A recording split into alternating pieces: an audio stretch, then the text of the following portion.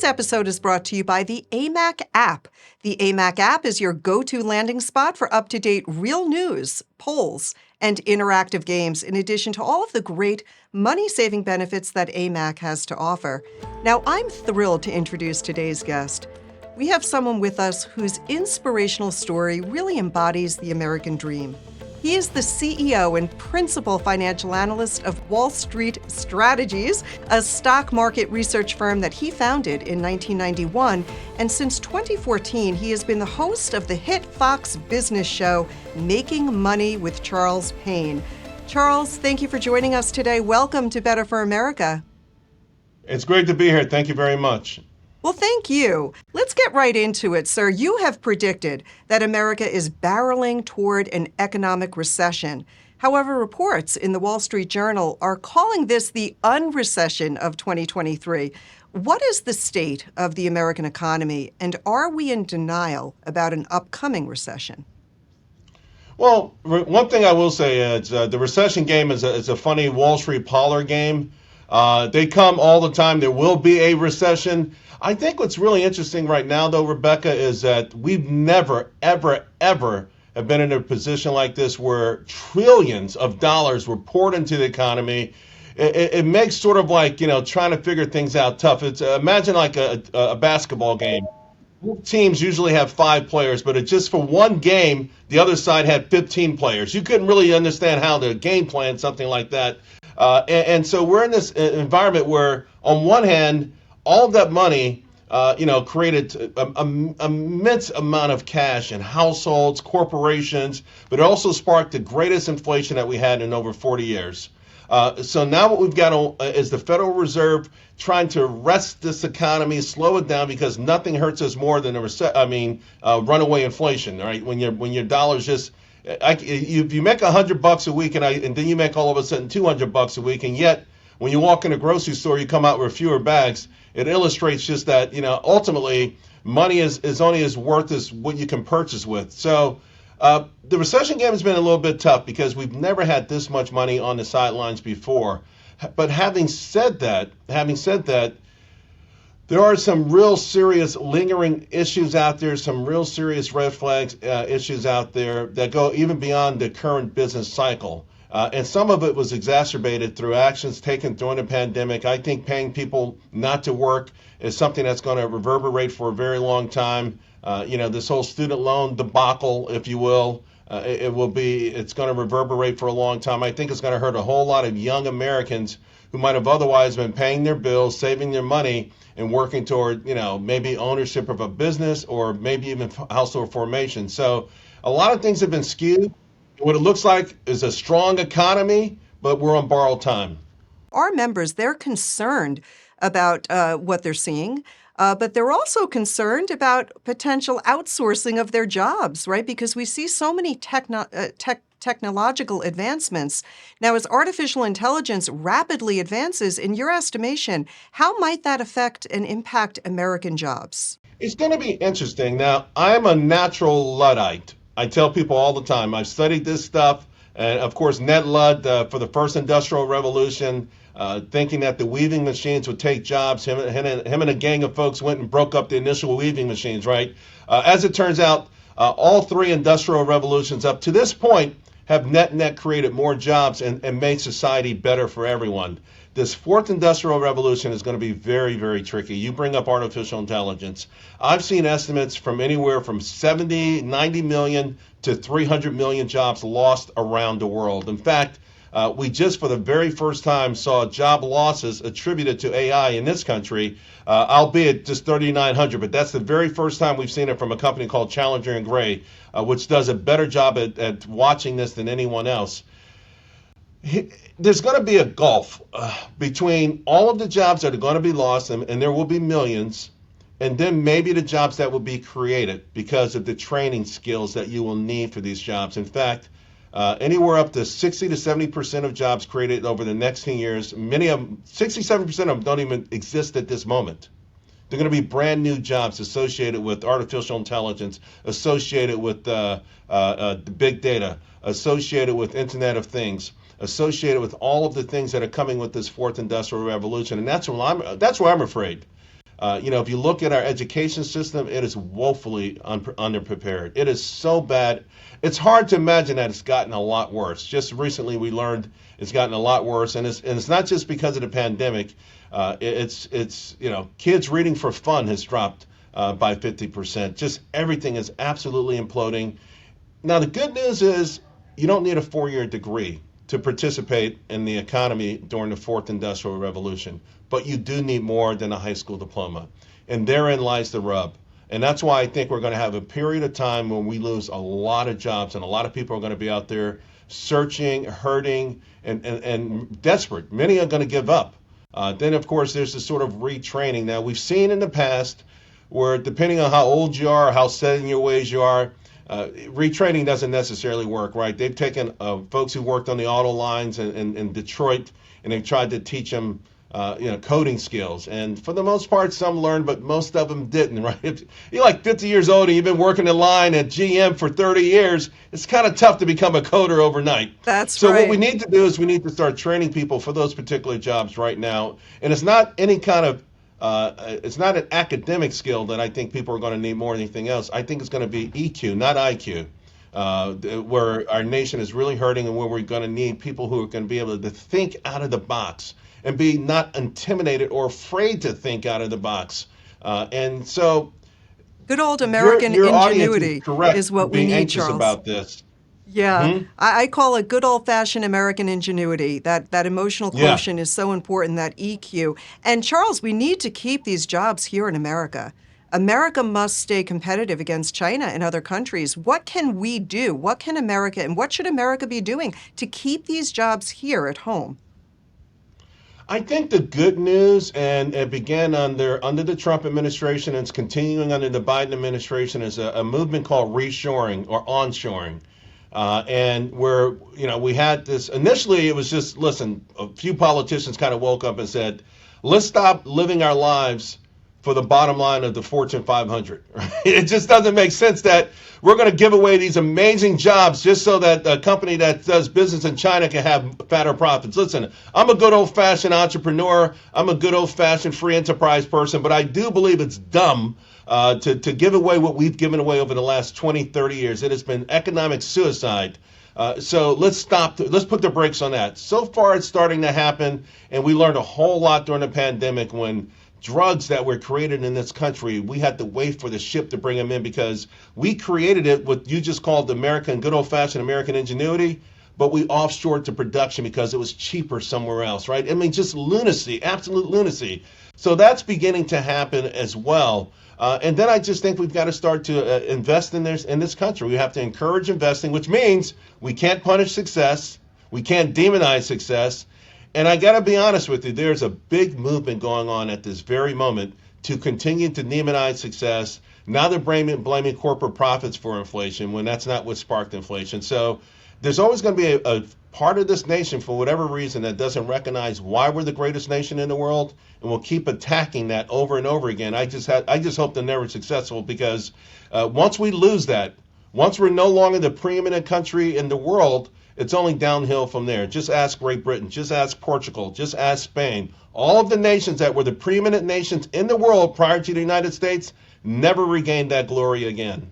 You know, Charles, according to the World Competitiveness Ranking, the United States has fallen from first place in 2000 to number 9 in 2023, with China rising to 6th place. A number of European countries have fallen even further behind.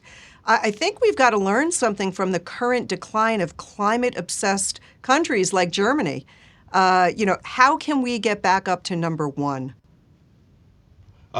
Great point. You're going right to the heart. You're going right to the things I talk about all the time that I'm very passionate about, because I just used the term economic suicide. What we did wasn't smart with respect to sending all of those jobs, millions of jobs, off to China. And it's so interesting because economic purists are like, well, so what? We get things cheaply. Well, China became the second largest economy in the world. Something was wrong in that equation. Germany is the best case example of what not to do. I'm not sure what's driving this mentality Although I've seen the Green Party over there recently lose a couple of small elections, I don't know if it's too little, too late. It's starting to happen in France too, where the Green parties are losing some of these local elections. They're giving away everything. Think about Germany for a minute. Like the Treaty of Versailles and some of these other things, ostensibly to push back the German war machine, but really it was to slow down Germany's competitiveness because they were so far ahead of all their European rivals, right? You know, people will pay a premium. We still do for a German automobile. You pay a premium for if Germany put out a new shaving kit. You pay a premium for that. A German-made coffee machine, whatever it was. If it was made in Germany, it was associated with greatness, and we would pay extra for it. They're giving it away. They're giving it all away. You need energy to power an economy. They're closing down all of their nukes. They have no natural fossil fuels at all. They cut this flimsy deal with Russia. And they were lucky last year there was a mild winter. There will be a harsh winter real soon in Europe that will remind Germany and the rest of the world just how silly it is to bow to the climate, whatever this climate cult thing is, and give away their greatness. They have given it away. If we pay close attention as Americans, we'll know that'll be the ultimate cautionary tale for what we do not want to do. By the way, you can believe in the climate all you want. You can think that whatever you want about it, but there's a smart, elegant solution. And the way you want to go about this is the way we've gone about everything in free market societies. Let the market dictate it. Let it happen naturally, and let's not punish the average person out there with exorbitant gasoline prices, home heating prices, and things like that. Well, that's who's getting hurt. It's the little guy. It's the little guy that's really getting hurt, and the big corps that are benefiting from following these policies. But it is so clear, Charles, that so many issues that are gripping Americans are really self-inflicted wounds due to internal incompetence from our elected officials. It seems for decades, Washington lawmakers on both sides of the aisle, they've made excuse after excuse for unprecedented government spending. Our members are fed up. You've spoken about a systemic problem with our skyrocketing debt ceiling. What would your advice be to conservative lawmakers who might be listening? What should they do to make real reductions in government spending? Well, I would say more than likely be prepared to be a one-term congressman or one-term senator. If you are serious, because a lot of people talk a good game, and I think in their heart they are sincere initially. But when they get to D.C., this power grips them. They don't ever want to leave. It's just so intoxicating. And so all of a sudden, this person that railed against a bridge to nowhere is bringing home bridges to nowhere. This person that railed against runaway government spending is bringing home the bacon. Why? Because they want to be reelected. Now, to be quite frank with you, Rebecca, ultimately that comes back to us as a nation, right? We keep reelecting them. We always say, throw the bums out, except my bum who brought home a bridge to nowhere. Right. So ultimately, the answer to this question, it lies with the American public. But if we could get some really strong, firm folks who believed in what they were saying on a campaign stump, even if it cost them their career, that would be the first step. We must address this now. We keep waiting and we keep waiting. And here's the thing. You know, you'll hear someone say, well, yeah, they've been talking about this for 10 years, 20 years. We haven't gone off the cliff. You can only go off the cliff once. You can only go off the cliff once. That's right. And I find it really interesting, too, when a recent survey, actually, that had asked Americans, what does wealth mean to you? 40% defined it as well-being. I thought that interesting, compared to only 32% who defined it as having money or earning more money. So, you know, well-being is important, the economy is important, but what do you think that poll reveals about American priorities? And how might that impact our economy? People are considering I think the well-being thing is a part of a larger movement, which is not bad in the sense that, we've been living less the last 3 or 4 years, right? Our life expectancy is actually starting to go down.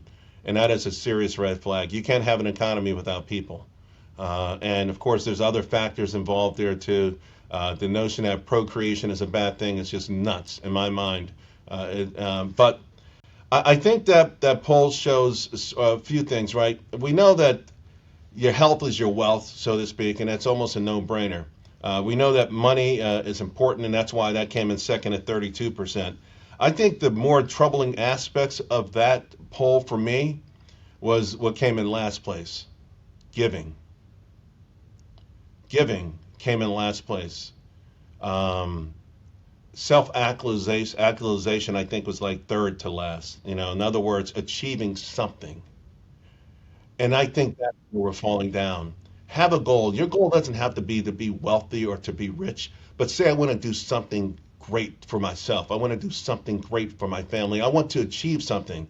I want to go out there and make it happen. And that's why people go to work and they feel like, oh, this is drudgery, or I want to work from home. We're getting all of this sort of things where there's no self-fulfillment. There's no self-fulfillment. Find something that you want. And by the way, you're not going to know it probably when you're 10 or 18. Some people are lucky, by the way, I'm one of those people who got lucky that kind of found what they wanted to do at a very young age. But it's okay to feel yourself around. But at some point, you want to be able to wake up in the morning and you're trying to achieve something, and then get some satisfaction out of that. And then the second part of that, in my mind, is to give it back. It doesn't have to be in money, but give it back in some other way. And ultimately, listen, I'm a big believer in God, and I think this is what God wants for us. And I think that all the other things fall into place if you can kind of focus on those areas. That's what I do. I'm a big, strong. I love achievement. And with achievement has come financial success. With achievement has come the ability to help other people, and I love it. Tell us about your story. My father was in the Army, and so I was born into that military life, and it was amazing. I mean, for me, it was a wonderful childhood. I was born in New York, then we moved to Pittsburgh, then we moved to Texas, and then we moved to Germany, then we went back to Pittsburgh, then we went to Japan, Texas. I lived in Alabama, North Carolina, Virginia. Wow. I didn't even go to the same school 2 years in a row. I loved it. I don't have any childhood friends, but I know how to make friends fast, right? So we lived in Fort Lee, two-story house, had this big, beautiful. I had my own bedroom. My brother shared a bedroom. We had an extra bedroom. We had the staircase like the Brady Bunch. I mean, we didn't lock our doors. We played all day. We come in, make a peanut butter and jelly sandwich. We played again, rode our bikes. It was really just absolutely amazing. And in many ways, to be quite frank with you, it was almost an oasis in this country, considering the 60s and 70s. Came home from school one day and my mom said, we're leaving. So, I know that her and my dad were having problems at the time. So it was my mother, my two younger brothers. We left that day and we got on a bus from Fort Lee, Virginia, our two-story house, our big front yard, and we left with no money. Went to Harlem, which at the time was the poorest, most dangerous neighborhood in America, and to stay with a friend of hers. All four of us lived in a room together. There was an immense cultural shock. Some of it was amazing. I mean, the first time getting off that bus onto a train, I mean, this big iron train, right? And you get on the train, and then we got to the stop, and we go up the stairs, and wow, these buildings and this noise, and I'm hearing music everywhere, right? That's coming out of cars, out of boom boxes, out of windows. I'm hearing I look over across the street, I see girls double Dutch jump roping, right? The electricity was amazing. I never felt anything like that.